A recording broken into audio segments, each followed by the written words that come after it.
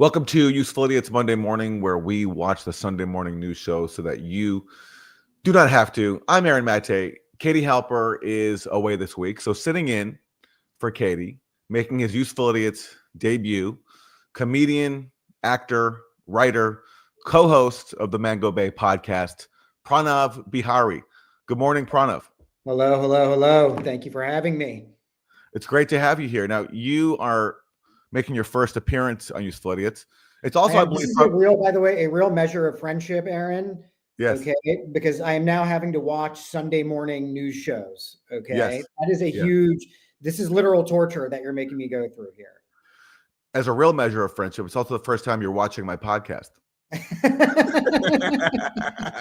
Well, I have a good reason now. That's not true. I have watched your podcast before. I've just never watched Monday morning. I got you. Well, listen, we're very happy to have you here. Now, you, Pranav, are, in addition to being my friend, you're a very funny comedian, and you have a show coming up at the New York Comedy Festival. I'm going to be co-headlining a show on November 14th, 7 p.m. at the Tiny Cupboard in Bushwick. It's going to be me and another very funny comedian named Sam Evans. I encourage everyone to come down, buy a ticket, come watch me perform. No matter how well I do on this, by the way, just go do it. But pay for the ticket now, okay? Pay for it now, and then just let the chips fall as they may on November 14th.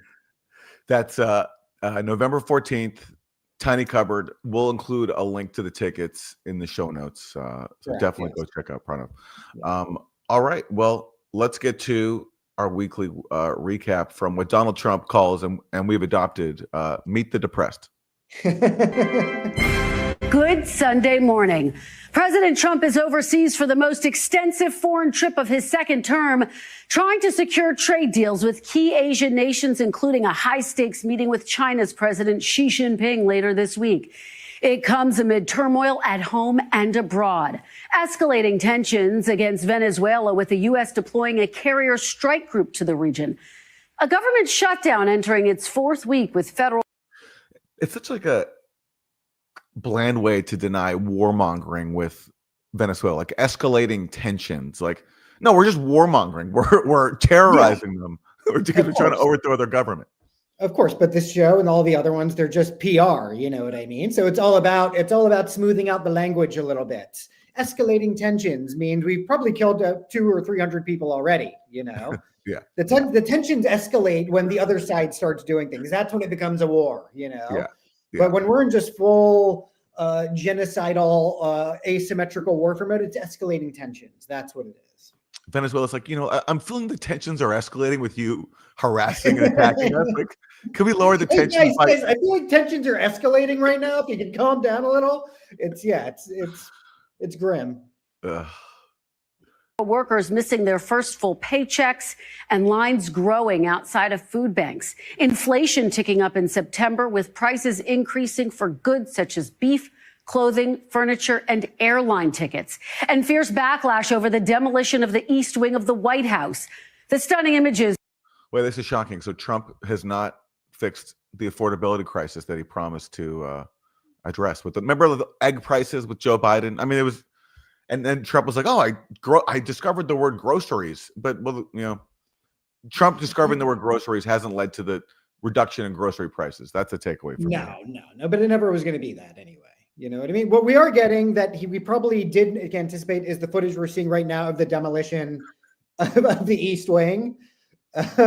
Which, look, I think there's something there for everybody to enjoy. You know, if you're a hardcore leftist, anti-might, you're like, this is what we want to see, right? This is what we've been waiting for the whole time. Now that's like one, and now they just need to take out a few other wings, and then I think we can all be pretty satisfied with what's happening. Trump literally is smashing the state. Yeah. He's literally smashing, like he's an anarchist basically at this point. He's smashing the state. He's an anarcho-capitalist, I think. He's tearing it down. He's tearing it down. This is what we wanted. That's right. It's 100% what we wanted. Yeah. It's part of the biggest changes to the White House in nearly a century to make way for President Trump's new ballroom. It's funded by private donors, including Comcast, the parent company of NBC Universal.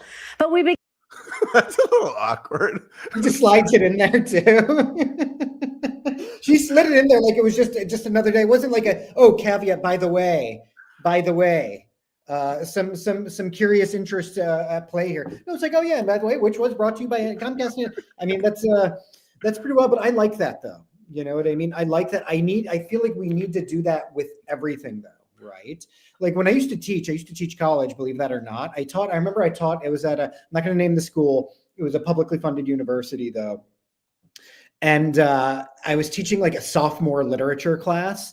And the name of the class was Verizon Next Steps. That was the name of the class. And that is Verizon Next Steps. It was a seminar literature class for sophomores, but it was called Verizon Next Steps. This is the sophomore English literature class that's happening. Verizon Next Steps. That's what this is. This is Comcast Next Steps, Exactly, yes. where we demolish half of the White House. But we need to do this with everything. I like the idea of saying Comcast presents the East Wing Ballroom, right? Northrop Grumman presents the genocide of the Gaza Strip or whatever. Hell yeah. Hell yeah. Like, I think it's important that we do that. All right. Well, that's our recap. Let's turn first to Senator Lindsey Graham. Now, we're talking before about those tensions between the U.S. and Venezuela, which means the U.S. is threatening regime change. And Lindsey Graham, as he's known to do, is very keen on the prospect of another government being overthrown. Yes. Friday, Defense Secretary Hegseth ordered the deployment of the Navy's most advanced aircraft carrier, the Gerald Ford, to Latin America. President Trump was asked if he planned to ask Congress for a declaration of war. Take a listen. I don't think we're going to necessarily ask for a declaration of war. I think we're just going to kill people that are bringing drugs into our country. Okay? We're going to kill them. You know, they're going to be like dead. You don't need an aircraft. Well, you know, he's being pretty blunt about it. Now, like one thing worth noting, like on top of the fact that it's illegal to just kill people, right, randomly, is there's very little evidence that these people that he's killed are bringing in drugs. Like, in fact, two of the people who survived one of the strikes, they're being expatriated back to their home countries, like Ecuador and Colombia, I think. Like, if they really were narco terrorists, you think the U.S. would be just letting them go back home? I strongly doubt it. Yeah, I totally agree. I mean, look, but this is the playbook for everything, right? Whether it's happening in Iraq or Palestine or here, right? We just indiscriminately kill and then put the label, slap the label on them later. Yeah, I mean, that's what Obama's actually drone strike program was. Like, Obama's doctrine was he'd kill people, and then if they were found to be of combatant age, then they'd be declared to be a combatant. Exactly. So you know, there is some continuity there between Trump and Obama. Although Obama, I don't think ever assassinated people on fishing boats in the Caribbean. I think Obama had. No, geographically, there is some difference there, right? Yeah. The kinds of people. But the other difference, of course, is that Trump is just very open and honest and blunt about it. You know, like that's the thing. We have Trump who's just speaking what it is, right? He's the id, and then you have over here Lindsey Graham here to kind of he's the escalating tensions guy, you know. Well, let's hear from the man himself, because he's loving life right now with what Trump is doing. Carrier to hit drug boats. Are land strikes planned? Yeah. I think that's a real possibility. Like I think President Trump's made.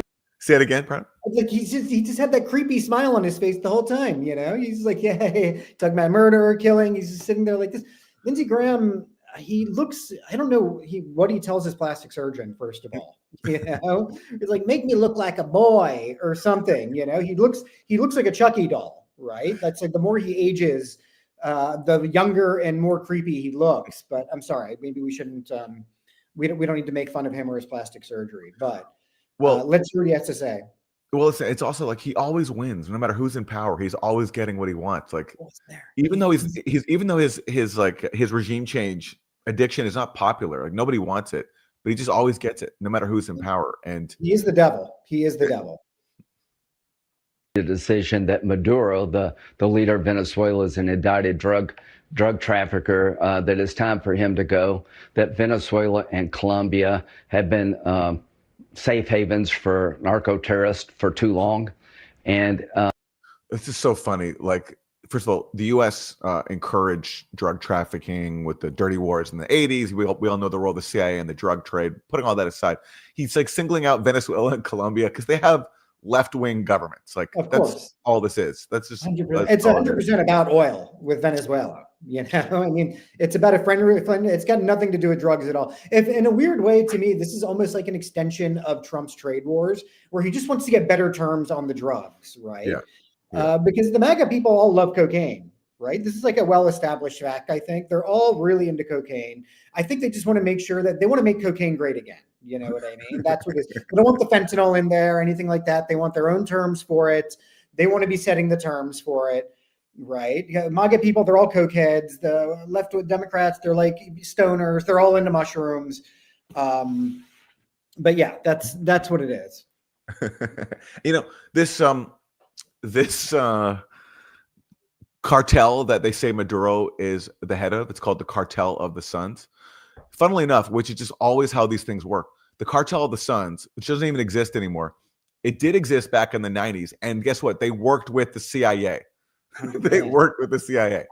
Also, I want to also pay special note because this is so relevant, but it's the Al-Qaeda playbook. It's all the other playbooks that we've seen, right? Yeah. Like we support these things.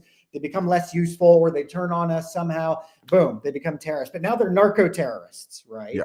Now we're starting to hyphenate terrorists. You know what I mean? Islamo-terrorists, narco-terrorists, eco-terrorists. I dread to see what's down the pipeline of other things that can be slapped on, hyphenated with the word terrorist. I mean, anything is possible under the sun. And this Cartel of the Suns, which they falsely claim Maduro is the head of, literally in the 90s, the CIA let them ship drugs to the U.S. because they wanted to infiltrate drug dealers, which I'm sure went really, really well for them. But it's just every single time, just rinse and repeat. Not only is the allegation false, but in fact, we're more guilty of whatever we're accusing the designated bad guy of, in this case, Maduro. I would be fine with extrajudicial killings if we also did the same to the Sacklers or something. You know what I mean? Like, let's drone strike a couple of Sacklers here and there, and then we can all feel like, okay, this is, there's some consistency here. If you were drone striking the Sacklers, you have a lot of art galleries just getting randomly bombed because their names are on everything. It's like, like you go to some art opening. All right, back to Lindsay. President Trump told me yesterday that he plans to brief members of Congress when he gets back from Asia about future potential military operations against Venezuela and Colombia. So there will be a congressional briefing about a potential expansion.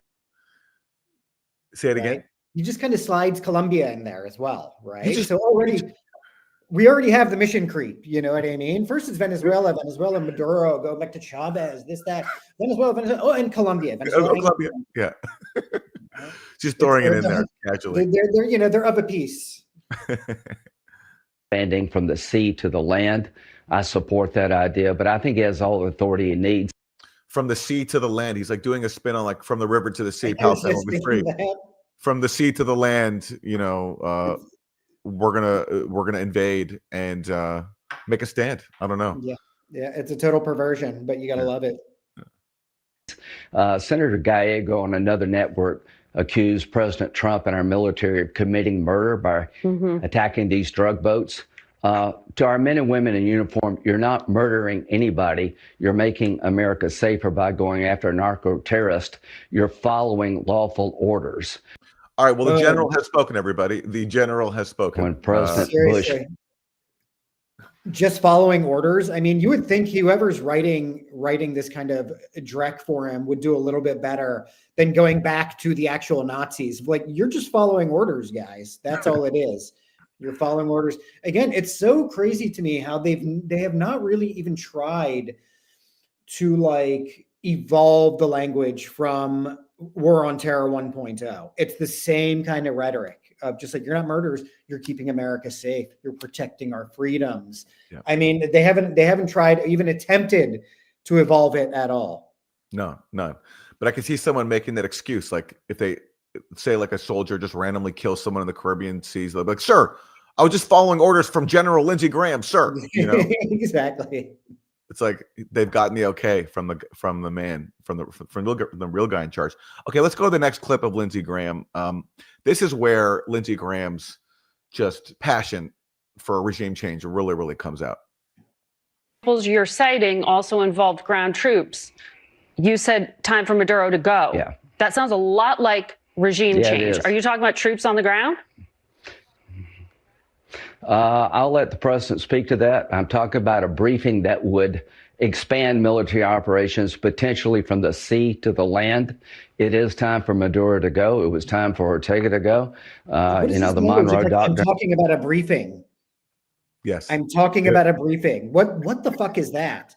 Yeah. You know what I mean? Yeah. No, I'm not. Let me avoid directly answering the question. Say, I'm talking about a briefing. A briefing in this case is yes, eventually, possibly troops on the ground, right? And you know his nipple rings are just like twirling out of control right now as he's talking about this, because this guy he just loves extrajudicial killings. He loves regime change. Yeah. He just, it gets his butt plug going for sure. Sorry, go on.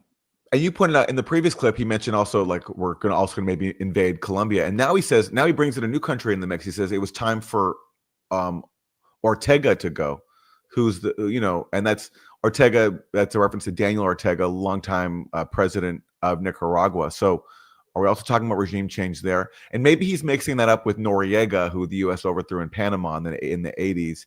But it's like there's so many regime changes going on, he can't even keep track of them all. Like, yeah, exactly. It's like goes beyond Freudian slip, where it's like maybe it's a Freudian slip, or maybe he also is just directly saying, yes, we want to kill this guy too. And has been robustly applied by President Trump. So these military assets are moving forward to deal with a country that's got blood on its hands when it comes to Americans by flooding our country with drugs from Venezuela and Colombia. So I hope Maduro would leave peacefully, but I don't think he's going to stay around much longer. I think President Trump is tired of Venezuela being used as a staging platform to poison America. How about America being used as a staging ground to like destroy Venezuela, where also we have these sanctions that have made the country so much more impoverished, destroyed its economy, destroyed its oil industry, all by design. And again, this is the president. He was supposed to be running against people like Lindsey Graham, against all these neocons and regime change advocates. But, like what happened to that guy? I think that's also the playbook, right? Even Obama followed that playbook. Everyone expected Obama to come in and just put a total kibosh on the war on terror. And I think it's the kind of thing where I think, look, there is a possibility that these people do have those intentions, right? That's one possibility. The other possibility is that they understand what people want to hear and are going to use that to get themselves elected. And then it's going to be business as usual, why they accrue whatever it is that they want to get out of being the president of the United States, right? Power, whatever it is that's getting their nipples hard. The other concept, though, is that okay, maybe they do come in with earnest intentions. Maybe they do actually want to stop all the regime change. Maybe they, like the rest of us who are watching in horror and just totally baffled and puzzled by why we would do this to other countries, especially which is not just something that affects other countries. It's actively deteriorating our own quality of life here in America, right? It's corrosive to the soul of a nation to engage in all these regime change wars and to act as an empire like this. And so maybe they're seeing the same thing, but then they get into the hot seat. Maybe they find that there is a national security establishment, that there are too many entrenched interests, that there is and I hate using this term, but a deep state of some sort where there's a sort of sunk cost where it's like, no way, man, you're in this. This is part of the job now.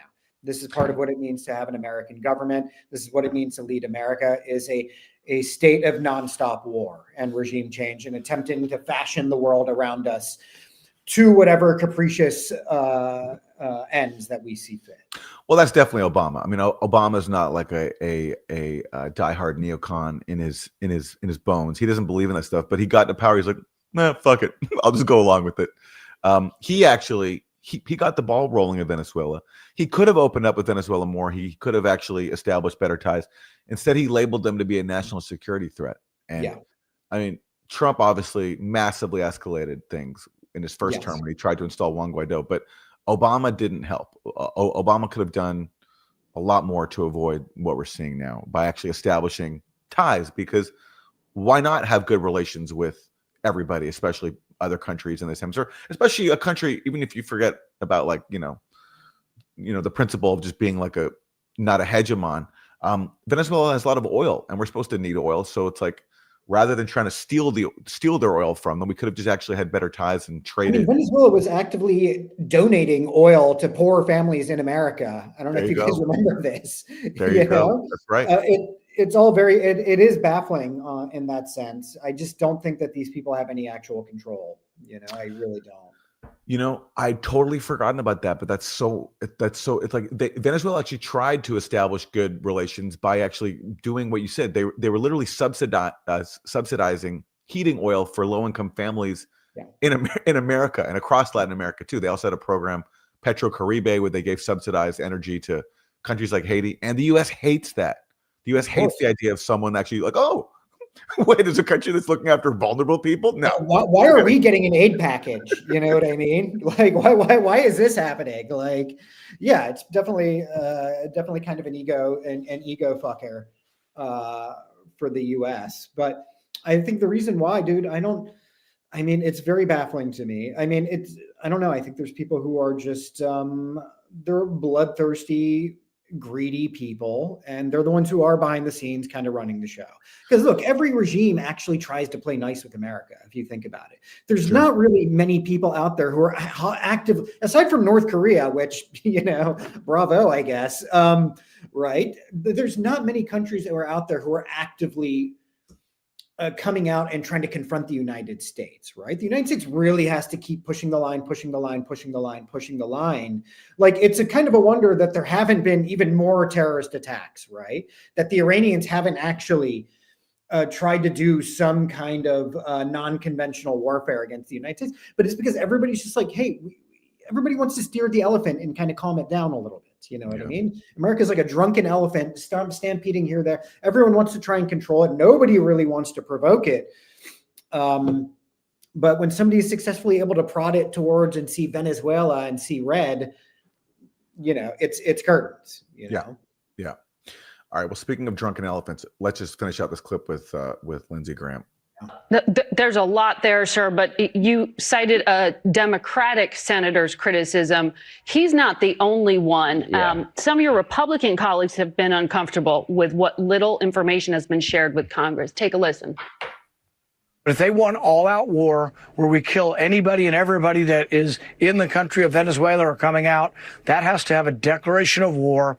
It's something that is not pretty, very expensive, and I'm not in favor of declaring war on Venezuela, but the Congress should vote. The president shouldn't do this by himself. If this was happening with this level of insight under the Biden administration, I'd be apoplectic. Todd Young also criticized this. What exactly is the end game? Because you're talking about regime change in Venezuela. The president says this is about drug boats. Yeah.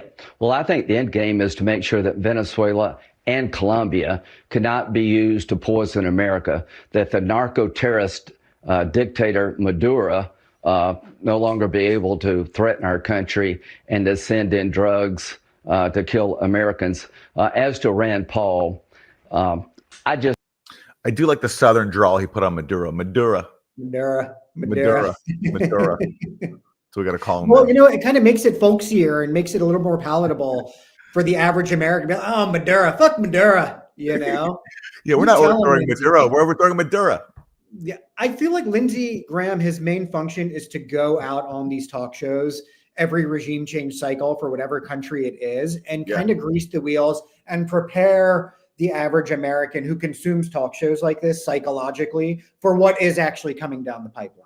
You know what I mean? So by trotting out Lindsey Graham, they're actually trotting out the worst case scenario. And no matter how repugnant people find it, no matter how objectionable it is on a moral or even just a purely rational level, it's out there now in the ether. It's in everyone's psyche at this point that, oh no, we're going to do a regime change. That's what's happening. He's laying the groundwork psychologically for people. And he loves saying it. He absolutely loves it. It's what gets him up in the morning. To be able to threaten to overthrow a global South country that's outside of U.S. control. disagree fundamentally with his approach. We didn't have a declaration to go into Panama. Bush 41 went into Panama to replace the leadership there because the Panamanian leadership were working with drug cartels to threaten our country. Okay, that's another example. That's another example of the U.S. overthrowing a former client. Noriega was working with the U.S. until he became too independent, kind of like Saddam Hussein as well. Saddam Hussein was an ally of the U.S. until he got out of line. And then I don't remember exactly why Bush went into Panama, but I'm pretty sure basically Bush went into Panama because he wanted to look like a tough guy. Like he had a reputation as like a wimp, and so going into Panama and like defeating some a small army that cannot possibly fight back was a great foreign policy win. So that's not a good example you want to point to. And by the way, Venezuela is not Panama. Venezuela actually has a big army and can fight back. They do. What I love about what he just brought up about Noriega, though, is that, he was there to respond to a question about the constitutionality, right, and legality of doing this. And instead of arguing, he was like, no, there is a precedent. We did this illegally before. We've done this crime many times, thereby making it not a crime. Do you understand? Yeah. You understand. Yes, it's no longer a crime because we've done this countless times before. That's his tactic. Right? He's trying to sanitize it and make it sound like, oh no, we did this to Noriega. That must be okay then, right? We've done this to Noriega. It's like a man accused of killing his wife and he's on trial. He's like O.J. Simpson. Okay, O.J. Simpson. Exactly. A long list of men killing their wives. Okay. I'd like to set the case of the People versus Scott Peterson. There is a precedent for this. Yes, there is ample precedents. Precedents. Reagan didn't have a declaration of war, congressional authorization to deal with Cuban influence. So this idea of Rand Paul. You know what he's referring to there? He's referring to the dirty war in Nicaragua, where they funded death squads to terrorize Nicaragua, to overthrow the Sandinista movement. And they did so in the name of fighting Cuba and Russia because Cuba and Russia gave some limited support to Nicaragua after Nicaragua got terrorized by Reagan. So that's what he's referring to here. It's like the 1980s all over. Yeah. It's like we've learned nothing from any history. It's like, Trump claimed to oppose the Iraq war, but then recently tried to install Iraq war criminal Tony Blair as like the new czar of Gaza. And Lindsey Graham trying to sell new regime change efforts in Latin America cites previous horrible regime change efforts in Latin America. Yeah, and they're junkies. They're regime change junkies, right? A junkie only thinks about the high. They always forget the come down, right? When they get the shakes and they're getting sick and they need another fix, they always forget. They always forget that this stuff is actually killing us too. But they don't care. They just need their fix. They need their fix. I just fundamentally disagree with. To the other senators, you deserve more information and you're going to get more information. But there is no requirement for Congress to declare war before the commander-in-chief can use force. Panama and Grenada are two examples in our backyard where Republican presidents chose. Oh, yes, Grenada. The U.S. invaded Grenada, again, under Bush 1, and fought some construction workers. Like, that's who we took on in Grenada. Some construction workers defending their country for an afternoon. Great precedent. Yeah. And I love how Lindsey Graham's like telling us, like, dude, you're a senator too. Like, who put you in charge of like regime change policy? He's like, don't worry, guys. Like, you deserve a briefing. You're gonna get a briefing. I'm gonna give you a briefing. Don't worry. We're gonna tell you all about how you're not gonna be involved in this decision and how we're gonna go ahead without it, but you're gonna know what's happening. Oh, I think that's another tactic though, right? Is like, you don't use somebody from the executive branch to come out and say this. You use somebody from the legislative branch to come out, the guy who's supposed to be raising objections, the guy who's supposed to actually be involved with the signing off on these kinds of decisions, to come on and say, no, you don't need our consent. Just go right ahead. Lindsey Graham says it's okay, guys. He's a senator. It's totally fine. All right. Well, a very lonely voice who doesn't agree with Lindsey Graham is Senator Rand Paul, a fellow Republican, and he's not on board with this whole regime change thing. Senator Paul, what do you need to hear in a briefing? What questions do you have? It's not so much about a briefing, but we haven't had a briefing. To be clear, we've got no information. I've been invited to no briefing. But a briefing is not enough to overcome the Constitution. The Constitution says that when you go to war, Congress has to vote on it. And during a war, then, there's a lower rules for engagement. And people do sometimes get killed without due process. But the drug war or the crime war has typically been something we do through law enforcement. And so far, they have alleged that these people are drug dealers. No No one said their name. No one said what evidence. No one said whether they're armed. And we've had no evidence presented. So at this point, I would call them extrajudicial killings.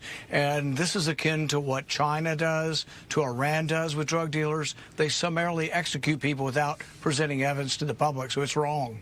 All right, here's Yeah, and what the United States does and what the United States does. I always feel so bad for Rand Paul every time he has to talk on TV. And I think about this going all the way back to 2008, Ron Paul, and they're saying the same thing over and over again, to the point where we live in such a hypocrisy is no longer taboo in this country, right? Among our political class, it is no longer taboo, to the point where now when I see somebody like a Rand Paul or whoever go on there and they're speaking out of principle, it almost seems like they're naive.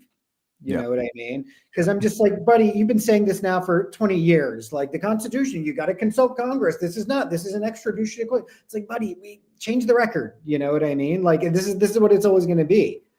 Yeah.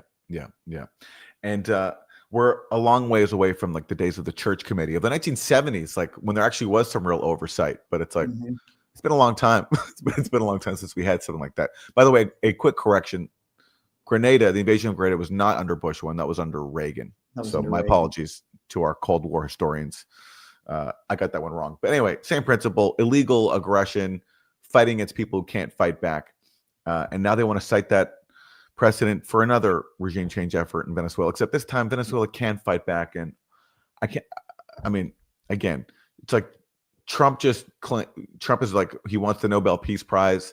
They gave the Nobel Peace Prize to a Venezuelan opposition leader who like wants regime change in her country. So it doesn't look good. No, it doesn't look good at all. All right, let's turn to the domestic front. Hakeem Jeffries, the Democratic minority leader, on the eve of the New York City mayor election, Hakeem Jeffries has finally endorsed Zohran Mamdani. It took him a long time, but he's finally done it. And let's hear him explain what took him so long.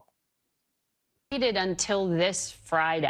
You waited until this Friday, the day before early voting began, to endorse the Democratic Socialist candidate Zohran Mamdani. Why did you wait so long?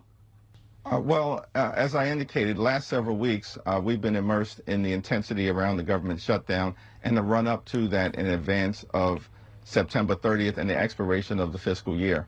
But I support the Democratic nominee, as I indicated, and we're in alignment in terms of the issue related to affordability and the need to address it decisively for the city of New York. And of course, affordability is an issue for people all across the country.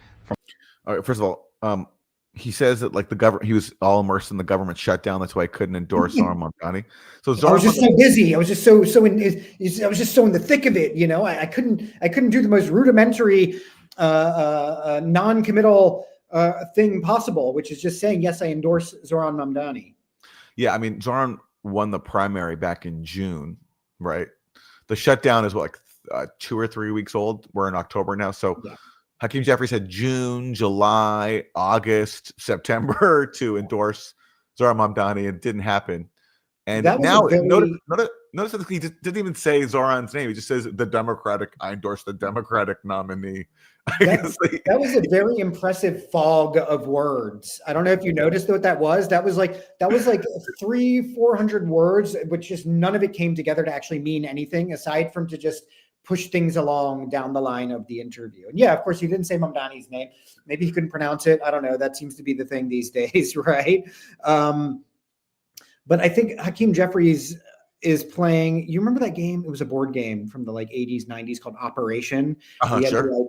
You had to take a pair of tweezers and pull out a bone or you'll get zapped. He's playing a game that I call APAC Operation, right?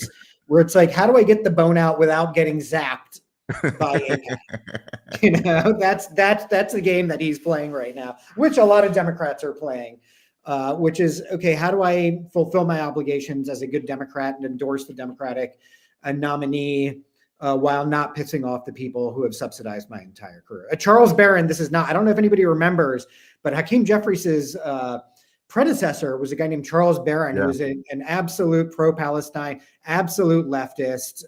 He was a reverend, I believe. Very impressive guy. who left, and then Hakeem Jeffries came to take his place, which is pretty regrettable. But yeah, he's playing AIPAC Operation. That's what that is. And that's why Charlemagne the God calls him AIPAC Shakur. That's an amazing name. It's Amazing name. Great work. It's really good. From a public safety standpoint, I supported the notion that he would retain Police Commissioner Jessica Tisch to continue to lead the NYPD forward. That's incredibly important from a public safety standpoint for every community, including Why is he as doing a that high with his priority, hands? the safety and security of the Jewish.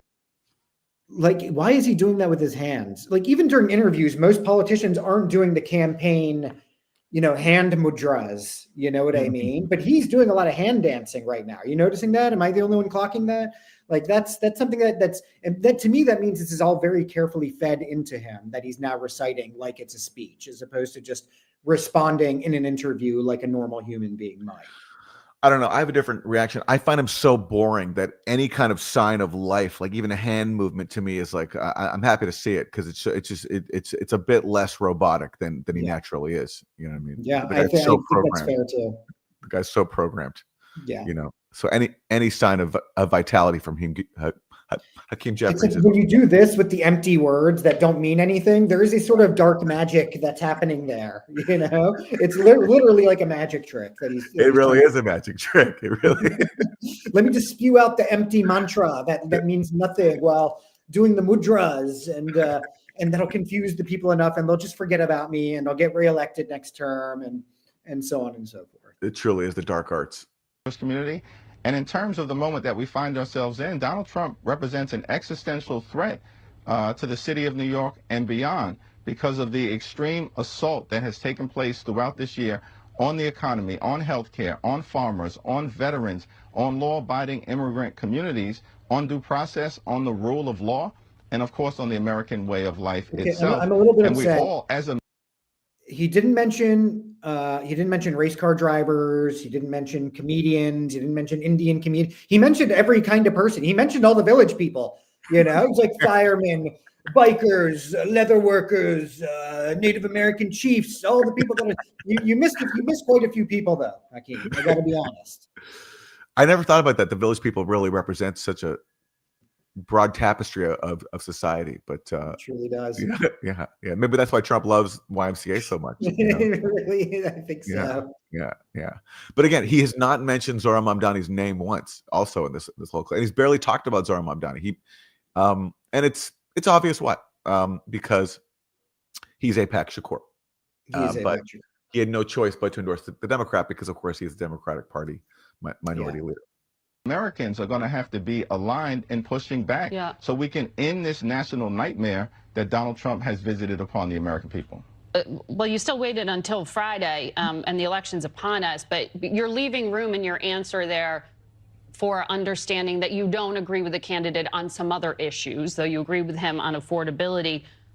Some other issues that will not be named. Other issues. Yeah. Especially because she now works for Barry Weiss, right, at CBS News. So she can't really talk about those other issues without, getting into awkward territory where, I don't know. That which shall not be mentioned. Yes. A country that has nothing to do with New York City, that is very, very far away, but looms very, very large in U.S. politics. Since Democrats are running for re-election in the midterm races, you want to retake the House. Would you recommend they mimic some of Mamdani's messages as a progressive model for the party? No, what we've said from the very beginning is that we have to decisively address the affordability crisis that Donald Trump and Republican policies have made worse in the United States of America. We need to lower the high cost of living. We need to fix our broken healthcare system. So no. And we need to, of course, clean up corruption in the United States of America. No, what we're going to mimic is our own views as it relates to the need to make life more affordable here in America. When you work hard and play by. All right. So what they're saying is, this guy's Zohran Mamdani, you're going to throw him under the bus as soon as he gets elected, right? And you want nothing to do with him, especially his heterodox views in seeing Palestinians as equal human beings. That's what I'm hearing. Yeah, and he's saying no. There's absolutely. He's also trying to say, there's absolutely no connection between what he's talking about and what we're doing. What we're doing is we're the people talking about affordability and so on. No, that's our thing. That's not. I mean, it's insane. They're really just trying to completely erase this guy. Yeah. Entirely, right? It's Yeah. like who's sitting in the White House? It's just a question mark that's just, yeah, he's just there. He's just the mayor, but they total erasure. Total erasure. He's like Voldemort to them. You can't say his name. Exactly. You can't say his name. It's cooties-based politics. Like, okay, he's got cooties. We got cooties. We're not gonna but we are going to talk about affordability, which, by the way, he made a national issue. I mean, that's the center of his campaign. Zohran Mamdani's campaign is affordability. I don't think Democrats, as it was Trump's. As it was Trump's. And Trump does such a great job at that. Yeah. Well, speaking about the job Trump is doing, let's move on to his Treasury Secretary, Scott Bessent. Now, Trump, as we've talked about, came to office talking about the high price of eggs, and he was going to make America great again. But now one of the things they're doing is they're offering up $40 billion to bail out Argentina, where the president, Milei, happens to be a huge Trump ally. He's the guy who gave Elon Musk that chainsaw at a conservative conference earlier this year. And he's like a colorful character who's plunged his country into chaos. And so Trump is coming in with a massive U.S. taxpayer funded bailout. So here is Treasury Secretary Scott Bessent on that. Marjorie Taylor Greene of Georgia. I'll read you a little bit of what she wrote. She says, quote, Americans are getting decimated with high cost of living and skyrocketing insurance costs. Many of them have zero savings and some are maxing out credit cards to survive. Tell me how it's America first to bail out a foreign country with 20 or even 40 billion taxpayer dollars. How is this move America first, Mr. Secretary? Well, Kristen, it is America first because we are supporting a U.S. ally. Okay, so this whole America first thing, like we're going to take care of our own needs. We're not going to be involved in, forget all that. It's whoever is friends with Donald Trump and sucks up to him gets a massive bailout. Of course. You know what?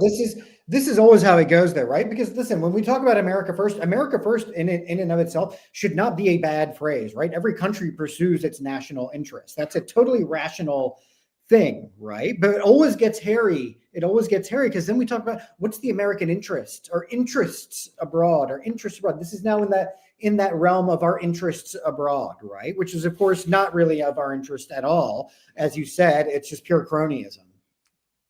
And this bailout of Milei, it comes just as SNAP benefits, food assistance benefits in the U.S. they're running out because of the shutdown.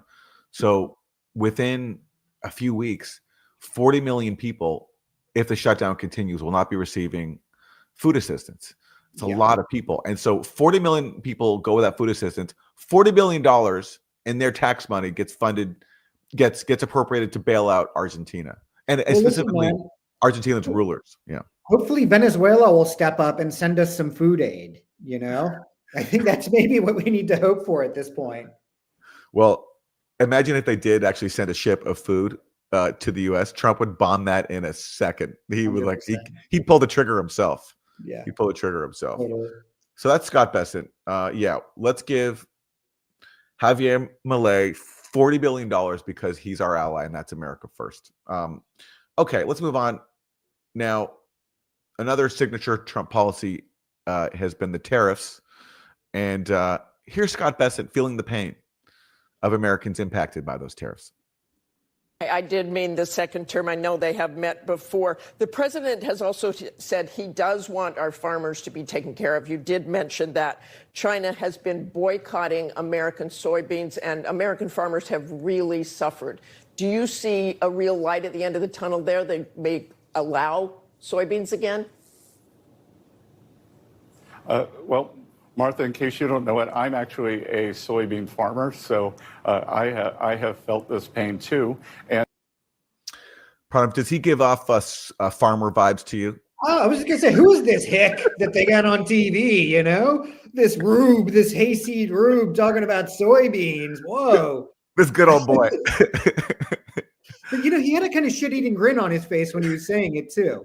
Yeah. Right. Or he's like, I'm a bit of a soybean farmer myself. Like it was a euphemism for some kind of kink, in real life, he's worth $500 million. Okay. And he owns some property where, I think maybe he rents out some land to some soybean producers. I don't know, but that's 100% what it is. Yeah. So to call himself a soybean farmer and he feels the pain, like Bill Clinton, like when Bill Clinton said, I feel your pain. It was a lot more convincing than Scott does. Of course, but he's the originator of it, right? To feel the pain, to use empathy as the costume for whatever it is that we're saying. It is a great line. It's a great line. It's a great line. I feel that I am a soybean farmer. I'm going to start saying that anytime anybody brings anything up to me, oh man, I can't walk. I sprained my ankle. I also have a sprained ankle. I am also an ankle holder, and it is also sprained. I am also a soybean farmer. Is what I'm going to say to my Latino friends. It really is the cosplaying administration. Like, they love to pretend that they're folksy, just, down home hicks, while all being worth over $500 million. Yeah. It's kind of like, it's a job requirement in the Trump administration. Oh, that's funny. Okay. Let's turn to Secretary of Transportation, Sean Duffy. Sean Duffy's really excited because there was some clip over the weekend of Trump on the tarmac dancing a little bit, like doing a signature dance. And Sean Duffy is just really happy about that. And to him, it signifies something much broader and greater about President Trump. And again, what I love about President Trump, and again, I love that you showed him dancing, having a good time. President Trump cares about the American people. He's tried to minimize the impact of Democrat shutdown on the American people. But there are certain things you just can't stop, and I can't stop the frustration. Okay, so Trump cares about the American people, so he's dancing for them on the tarmac. So maybe a kid who's going to go without SNAP benefits next week because Trump won't pay for food assistance. Dude, he's like Nero, you know what I mean? He's like the ancient Roman. Trump twerks while Rome burns. You know what I mean? That's just, I'm so glad he's dancing. Like, what the fuck are you talking about? I wonder if there's an in-house, but it's totally off. I wonder, is there an in-house plastic surgeon at Fox News? I'm really curious about that. Every female anchor looks like a Stepford wife. Everyone on the other side looks like a Sean Duffy type, like a sort of plastic Ken doll. Totally off topic, but I feel like they must have an in-house like nip tuck guy in there. Well, hey, why not? I mean, the good times are rolling over there, so truly spend that extra money on plastic surgery and skincare. Yeah. So all right, everyone, don't worry. If you're going without food, if you're losing maybe Medicaid, Trump is dancing on the tarmac. Yeah. So just to cheer you up.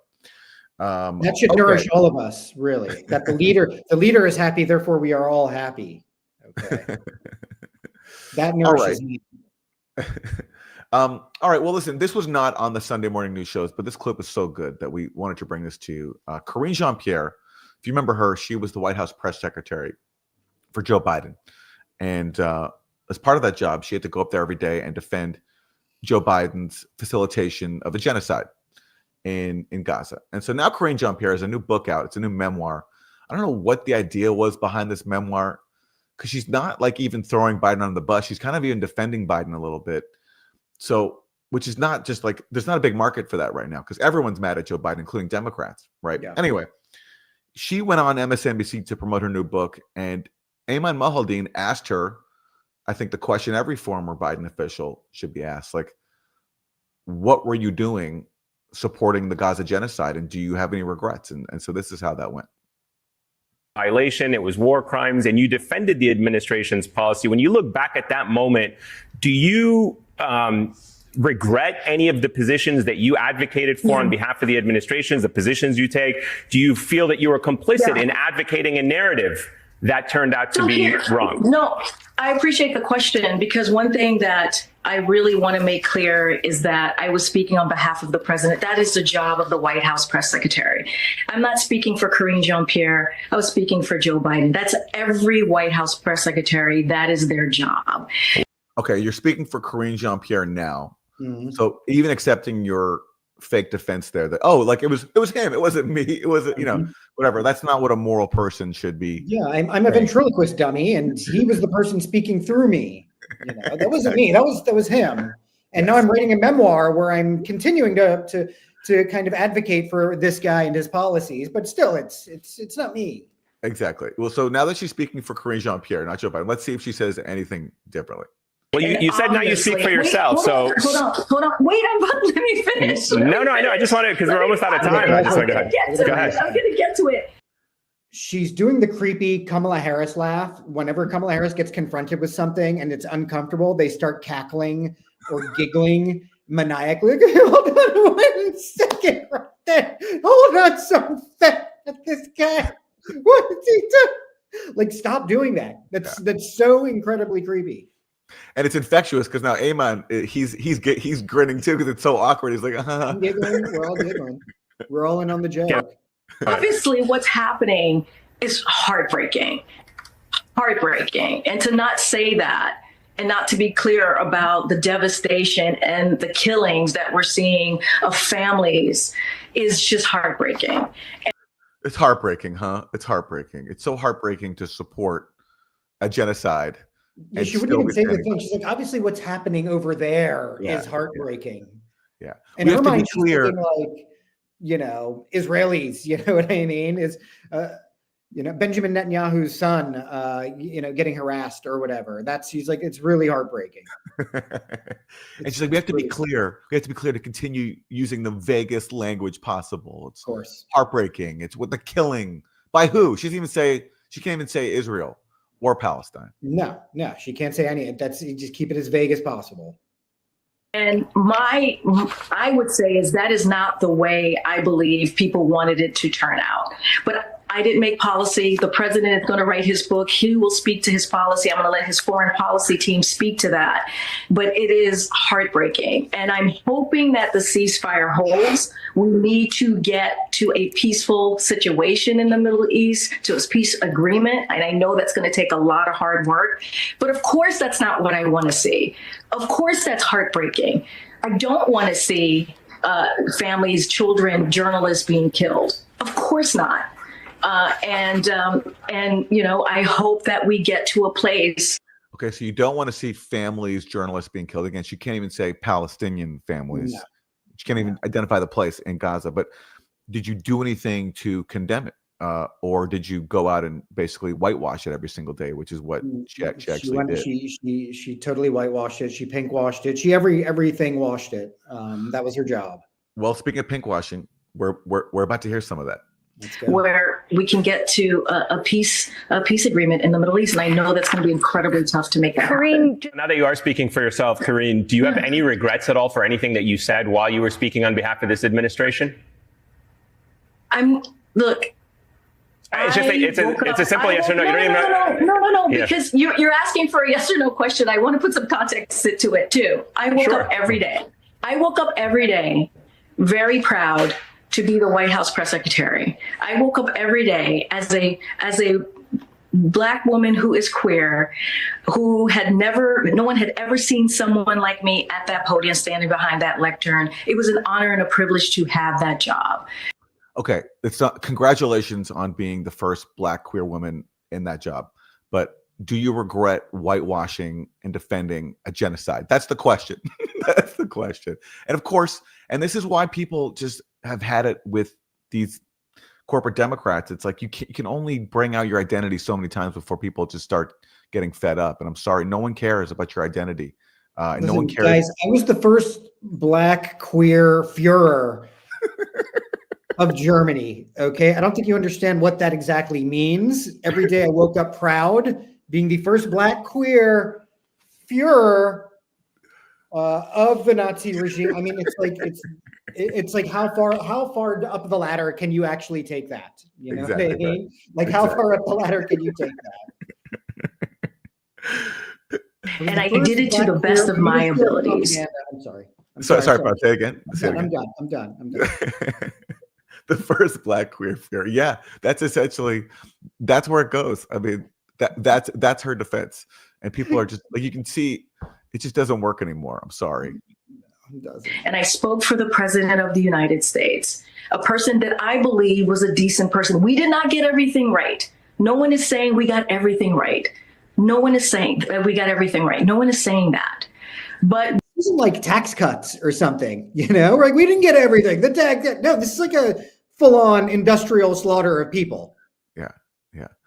we didn't get everything right, including maybe the genocide in terms of the slaughter of tens of thousands, maybe hundreds of thousands of civilians in a death camp. We maybe didn't get that right. Maybe we had a couple oopsies, you know. Nobody's perfect, all right? I'm the first Black, queer, woman of color, female, who likes girls, who helped to conduct a genocide. Anyway. And she's still defending, and you know, I'm sorry. Anyway, you're calling Biden a decent guy still after all that he did. It's just they've learned absolutely nothing. They've absolutely nothing. We did it to our best of our abilities, and I worked very hard to do that job. And so I want to put it into context. And as you know, at the podium, you don't do yes or no quiz answers. No, we were hoping you would now that you are speaking for yourself.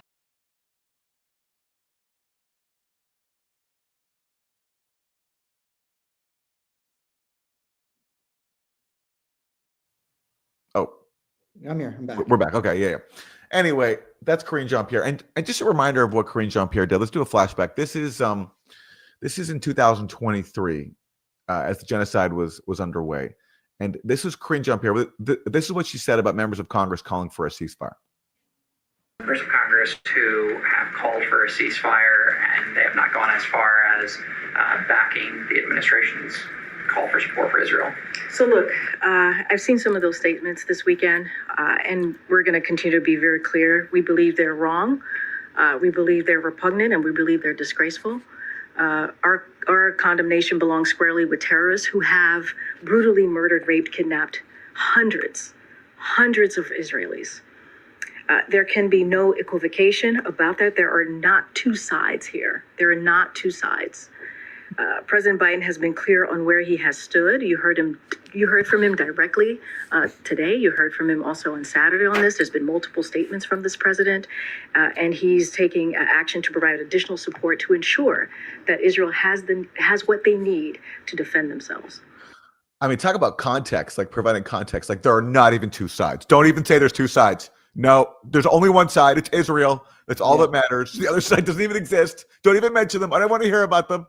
Okay. This is the context that we needed. This is definitely the context that we need. But, you know, it all gets sanitized through the identity politics of American domestic, politics, right? It's all identity politics. And that's how things get sanitized, right? That's how the neocon stuff gets sanitized.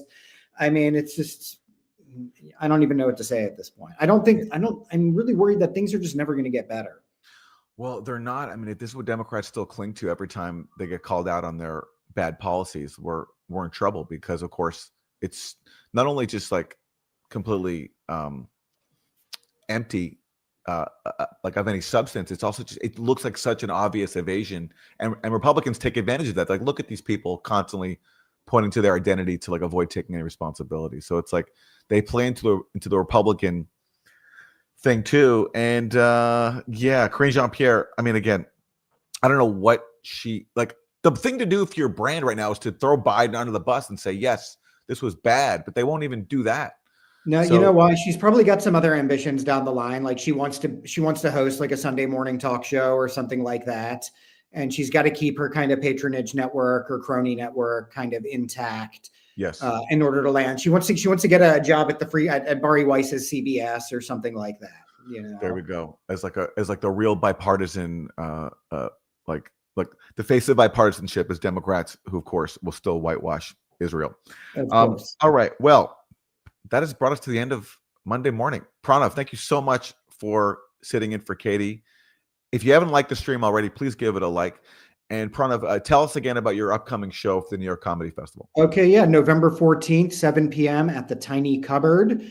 I'm going to be co-headlining for the New York Comedy Festival. Please come out. Also, November 21st, I don't have a link for this yet. My web series, Problematic, is going to be released. We're having a big party at Brick in Brooklyn. Anybody who's local to the city, please come out for that. Follow me on Instagram at Pranahaha. You'll get more details about that, as well as my headline set for New York Comedy Festival. Come on through. I hope to see you guys there. We'll include a link to Pranav's socials in the show notes, and also a link to your show at the New York Comedy Festival. I'm looking forward to that. Pranav, thank you so much for sitting in for Katie. This was awesome. And thanks to everyone for tuning in to Monday Morning. Our website is usefulidiots.podcast.com. Go there, support the show, get bonus content. Also check out Pranav's very funny podcast, which he co-hosts, called Mango Bay. You're coming to us from the studio of Mango here. Bay. I've had the pleasure of being on that show before. Aaron is a great guest. We're going to have him back on again, I'm sure, very soon. All right. That's Monday Morning. Thanks for watching, everybody. We'll see you next time. Thanks, guys.